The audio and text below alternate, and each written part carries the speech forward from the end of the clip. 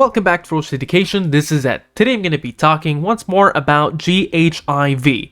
Now, I've done a lot of videos about this one, I think a couple of them. You can watch them after this one here, but this one here will give you everything you need to make an educated decision. This one is a reverse SPAC going on to reverse merge with United Wholesale Mortgage.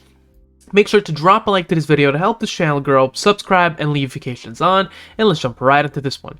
I divided this video into due diligence and technical analysis. If you would like to skip to the technical analysis part, you can do so. You'll find the exact timing for that in the comment pinned down below and in the description. So, UWM, United Wholesale Mortgage, this one here is one of the most prominent names coming on for the real estate industry in terms of public markets, very similar to Rocket. Now, they have differences, but that is the two prominent names that I can come up top of my head as of now. So they have two events coming up. One is on January 12th at 2 p.m. Eastern Standard Time, and that will be basically a 2021 check-in webinar. Now, of course, the next thing we have is the general meeting on January 20th. I'll go in a second, but first, this is their website. If you haven't done so, please check it out. Especially, they do have an investor video down there, and one of the things that they actually do talk about is basically annotating the presentation they have. And if you don't know where the presentation lies, you'll find it in a second. I'll show you how to find it. Now, the two things that in terms of coming in the latest news, in terms of the CEO prediction that this year in 2021 they'll be worth around north of $200 billion. Now, that is massive from my perspective. We'll see how much they are worth in a second in terms of their total assets. This year, we did between 180 and 190 billion. Next year will be net worth well north of $200 billion. So that is a modest increase, but nonetheless, it looks very plausible.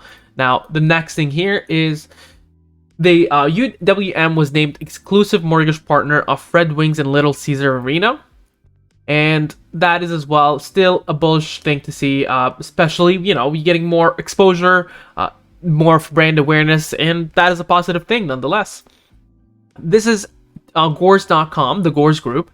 This is the company that they're bringing in this reverse merger. They invested over $4 billion so far with around 120 plus acquisitions with 30 years of experience and was founded in 1987. That's as much as we really care to know about them, especially as we're more interested in UWM.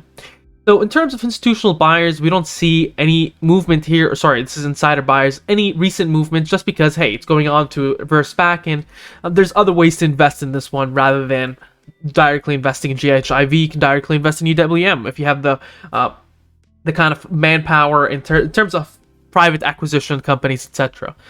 We retailers don't have that power, so we have to look into GHIV. Now, their next meeting, the special meeting, is happening on January 20th, 2021 at 9 a.m. Eastern Standard Time.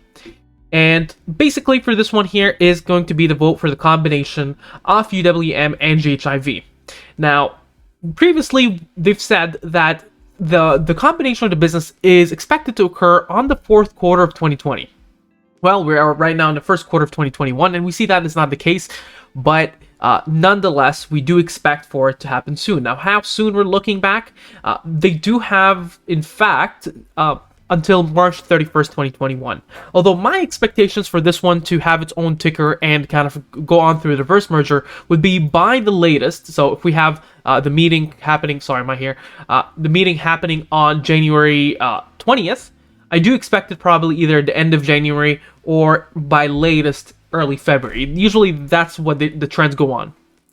Now, the next thing we want to cover here is a quick quote from the CEO, and they said, as the largest wholesaler lender in the residential mortgage industry, on the heels on the best quarter in the company in 34 years history, our intent is to issue a dividend following our business combination with Gores Holdings IV. Demonstrates both our steadfast commitment to creating value for our stockholders and our ongoing belief that UWM is well positioned for the future. As I noted for the announcement last week, upon a public company will continue to manage towards the long term by investing in our business as we've always done in the past. But we also intend to leverage the company's consistent and significant free cash flow to enhance the stockholder value creation. That was back in November 9th, and I think a lot of people have been slid this right under the rug. There will be dividend, and they're really caring about the stockholders. Now, one of the things I would like to see is their cash balance sheets. Now, these are a little bit harder to find these days because they are hidden in that 300 pages 14A SEC filing. So looking into September 30th, 2020, their total assets is somewhere around 426 million. Now, compared to just last year, December 31st, 2019, you're looking at 412,000. Now, total liabilities, of course you'd expect them to increase, but take a look at this increase. You're looking here from 412,000 to 426 million, and in terms of total liabilities, you're only looking from 426,000 to 19.4 million. And so your total is actually looking a lot better. Now, of course, there is total stockholder equity of around $5 million compared to 14,000 negative. That is a lot positive than we've seen before, and it definitely is looking pretty decent for us. Now, in terms of the years ended, this is in thousands in terms of revenue. We're looking, I'm just going to go to the total revenue actually. In terms of the total revenue, we went from 495 million to 593 million 2018, 2019 to 1.278 billion, and in 2020 to 3.5 billion dollars. Again, this is dollars in thousands right here. So that is amazing. In terms of the net income itself, you're looking at 114,000 in 2017, so 114 million. Then dip down to 91, and then in 2019, 415 million. And then all in 2020, that's 12 months ended September 30th, that's $2.16 billion. And that is massive. Why is it massive? Because this one is trading just a bit north of $10. And I've seen a lot of SPACs that have not the best balance sheets, especially like this one here, and they've been trading at 20, 30 bucks, and it's ridiculous. So some of the things here in the 14A that I wanted to cover is the benefit to the borrower and to the independent mortgage advisor and to the UWM is some of the benefits for this kind of merger. So it's basically, they described it as a win-win. So benefit to borrower, it provides a trusted advisor in complex financial instrument, and basically this one gives them a bit more of a deeper knowledge in the industry with more people on board. Maximizes optionality, and this one here basically provides it would help them provide multiple options on products and structure price rather than just a rooted single platform offering that UWM actually provides. And then streamlines and enhances the experience. UWM is definitely one of the best positioned to be a single personalized point of contact for the loan process and aligns its interest. So basically, in a wholesale channel, the interests of the independent mortgage advisor and the borrowers are aligned to achieve the best outcome for the borrower. Now, the benefits for the independent mortgage advisor. This drives a brand recognition and loyalty. UWM believes that allowing independent mortgage advisors to own the relationship with the borrower drives the client's brand recognition and loyalty. So you don't need that middleman. It offers flexibility. UWM believes that independent mortgage advisors and their loan officers are better served by the wholesale channel as it provides them flexibility for matching their borrower's needs with the most applicable lender and lender program. Now, it protects relationships with the borrower and utilizes the wholesale channel with a true wholesale mortgage lender and allows independent mortgage advisors to maintain the relationship with borrowers throughout the mortgage lending process. The next thing is the ability to provide superior and sophisticated and personalized service. Kind of covered through that before in the benefits to the borrowers. Now, benefits to UWM, it accesses an extensive network. And basically, for 2019, no individual client represents more than 1%. Total loan application volume in its top 20 clients only represents less than 10% of its total loan applications. So there's a lot of diversity there. Volume level supports significant automation, and UWM's volume allows for significant investments in automation of each step of a residential loan process. So fintech is a big play here. Distributes fixed cost, wider network. So basically, it allows it to distribute costs across a wider network of clients because, as we said, their top 20 clients represent less than 10% of its loan volume. Now, supports sociability. This one here is related to being highly scalable with minimal incremental investments. That's based on their cost structure. So that is all amazing. We don't have a lot of different things coming up except saying, okay, they have until March 31st, 2021. We know that the vote is happening on January 20th, 9 a.m. Eastern Standard Time. So we expect to hear the new ticker and the date. We also have the check-in happening. If you go on to the main page, you'll see it on the 2021 webinar on January 12th, 2 p.m. Eastern Standard Time. So you do expect perhaps some positive news over there. Now, the one thing that I really iterate in a lot of my SPAC videos, and if you've subscribed, which please make sure to subscribe if you haven't done so, you've seen this one a bit of times. Usually what happens is that after the SPAC merger, it starts dropping. Now, GHIV is a little bit at a drop right now anyway. I think it's more of in this region, and that is amazing. In this region, that's fine, because you still have another chance to see another high. Especially in the coming 2 weeks, I definitely think this one would be a nice one to go on. And I personally am thinking I might take a position in it, especially when digging all this stuff and seeing the price action being very close to around $10, where it was started, with a company this amazing. It is almost a no-brainer for someone to at least ride it for a little, sell before the merger date or just before January 20th, and then move on towards getting a lower average later on for investments. Now, on a 1 week perspective, this is exactly what I'm talking about. So you see this one massive push, and then there's a pullback here again. MACD here looks like it is stabilizing. It might be a little bit, still seeing a bit more of a push forward. Momentum hasn't gone to negative yet, and that's a good thing. Willing percent R has been a little bit towards the overbought section, moving a little bit towards the neutral. ADX shows in, hey, there is a pullback that is very much likely, and that is probably why we're seeing a bit of red here. Now, the 10 SMA and the 30 EMA, that's where you expect your pullbacks, is between 1109 and 1072. That's where you expect your positive reversals to happen, in that range. Now, on a 1 day perspective, things look a little bit rougher.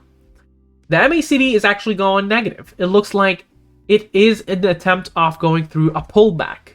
Now, of course, indicators don't always tell you the entire thing. You need to look at news. Willing percent R shows this one is closer to oversold than overbought. So a correction would basically mean a higher jump. The ADX actually peaked up at 63, around this range. And that's where things, as I say, above 50, that is a warning sign to sell. And if you've sold when ADX was above 50, you'd probably be able to get a better entry right now. Now, momentum's still positive. Now, the moving averages are still all bullish. And it fits in the trading action zone. And what is the trading action zone, you say, as I did mention before?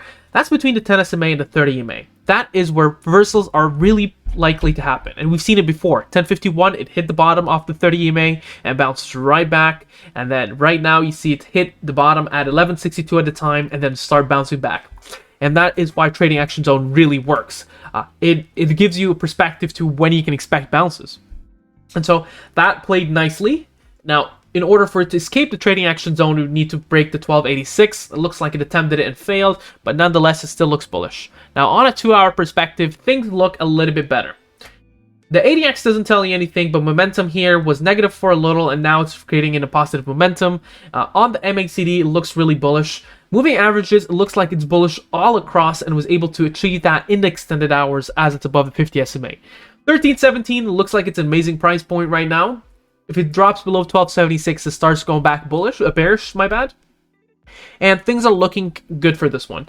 Now, the moving average band, this is where it's expected to trade into this one. If you don't know about this one, it's very much similar to the Bollinger percent B. Even if I was to, the Bollinger band, and if I was to even just put it on into here, you'll very much see it is almost exactly off similar direction. I just prefer this one better. So quickly here going on.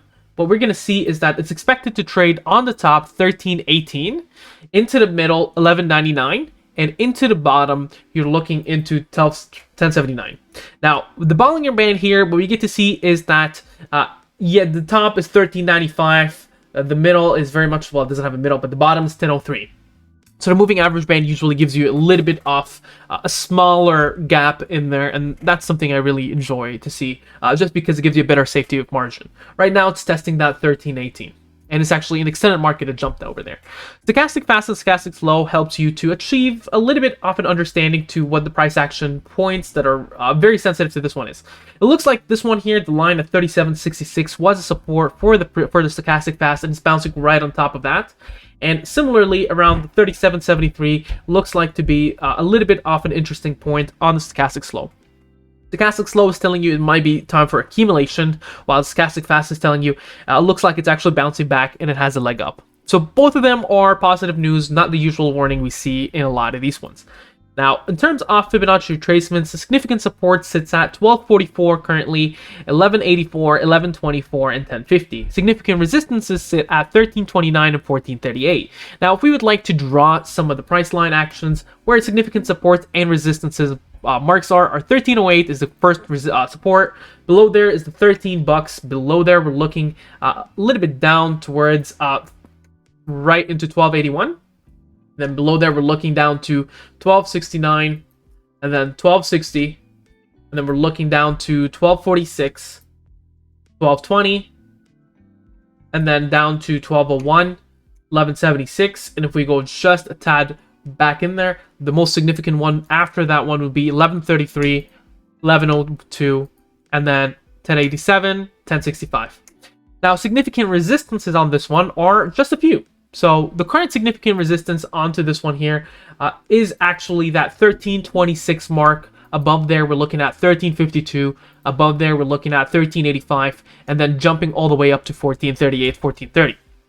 Comes to the question to Ed, what do you think about this one? I'm very sorry if it's been a lengthy video. Before I say my opinion here, please make sure to subscribe. It really, really helps my channel, and I count every subscriber. I just watch them all day. Anyway. The next thing here is, what are we thinking about this one? In the short term, I definitely think there is another push coming. Still, you have until January 20th. I definitely think it is still going to see a new high sometime soon. At least that's what my gut is saying and what the indicators are saying. But after the merger, I'll definitely sell before that merger date hits because of one reason. It's usually people start taking profits on the new merger. A bit of unexperienced traders start getting a bit of more confused and start selling, and it's a little bit of a mess because they're not understanding what percentage of the company they have. Because not all GHIV shares will go to UWM. What I mean is UWM, the new ticker, whatever it's going to be, is not going to be 100% GHIV. GHIV usually the public common stocks, sorry, the common shares shared in here would probably be somewhere around 6-7%, etc. But in general, I do think in terms of this one here, it would be a very nice long-term investment. But how I would exactly play it is I'll try to find a significant support in the trading name, not in the extended market, because the extended market, it seems to be, it runs and then drops, runs and drops. So I would basically buy into somewhere midday, leave it on until, let's say, January 8th, closer to January 20th, sell before, don't get greedy, and then buy again for a long-term investment once it stabilizes and accumulates after the new ticker is announced. What do you think about this ticker? Make sure to mention down in the comments below. Share, subscribe, and like. You have a wonderful day.